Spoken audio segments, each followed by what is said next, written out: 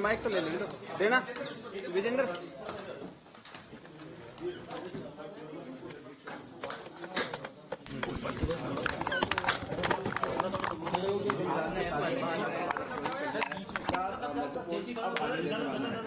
क्या प्राथमिकता है? जी, सबसे पहले तो एक बहुत बड़ी जिम्मेदारी है और राजस्थान की जनता ने ये आशीर्वाद दिया है इस कुर्सी पर बैठने के लिए, राजस्थान की जनता की सेवा करने के लिए और राजस्थान की सेवा करने के लिए, राजस्थान को मजबूत करने के लिए। हमारे देश की सरकार प्रधानमंत्री मोदी जी के नेतृत्व में, उनके दिशा निर्देश में, उनके आशीर्वाद से हमारी संपूर्ण लीडरशिप, नड्डा जी, अमित शाह जी, राजनाथ जी और हमारे मुख्यमंत्री भजनलाल जी, उन सब के नेतृत्व में राजस्थान के लिए अगले 5 साल में खूब दम खम पूरी जान से राजस्थान का उत्थान करना है। हमें एक एक राजस्थान के गांव के निवासी के घर तक हमें सुविधाएं पहुंचानी है और उनको मजबूत करना है। डिपार्टमेंट कोई सा भी हो, लेकिन पूरी जिम्मेदारी के साथ सरकार हमारे को चलानी है, जिसमें मुख्यमंत्री का पूरी तरह सहयोग करना है।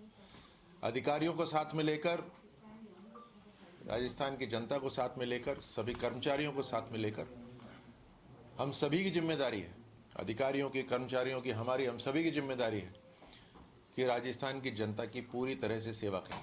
एक एक पाई जनता के हित में लगनी है, उसमें कोई संदेह है ही नहीं।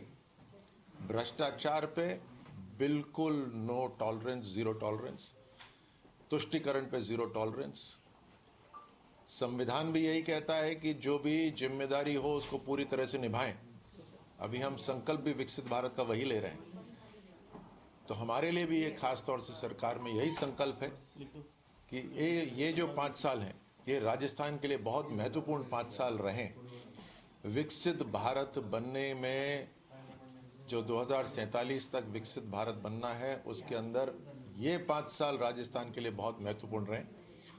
उसके अंदर विपक्ष के साथ मिलकर, विपक्ष जो कमियां अगर दिखाता है, उन कमियों को भी सुधारना है हमें, और लेकिन पूरी तरह से राजस्थान की जनता की सेवा करना है, ये संकल्प आज लिया है। और क्योंकि ये बहुत बड़ी जिम्मेदारी है, उसको विधि विधान से प्रारंभ करा है ताकि ईश्वर का भी इसमें आशीर्वाद रहे।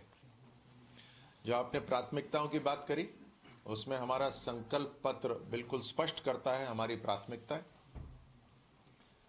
हमारे मुख्यमंत्री साहब ने भी बिल्कुल स्पष्ट कर दिया है कि महिलाओं, युवाओं के लिए भविष्य शानदार बनाना है राजस्थान में, हमारे किसानों को समृद्ध बनाना है, और राजस्थान के अंदर जो पुरानी, जो पिछले 5 साल से चलती आ रही समस्याओं से बिल्कुल निदान, बिल्कुल उससे मुक्ति करानी है। जिसमें पेपर लीक हुआ या भ्रष्ट या जिस तरह के अपराध हुए, उनसे बिल्कुल मुक्ति दिलानी है। तो यही हमारी प्राथमिकताएं रहेंगी।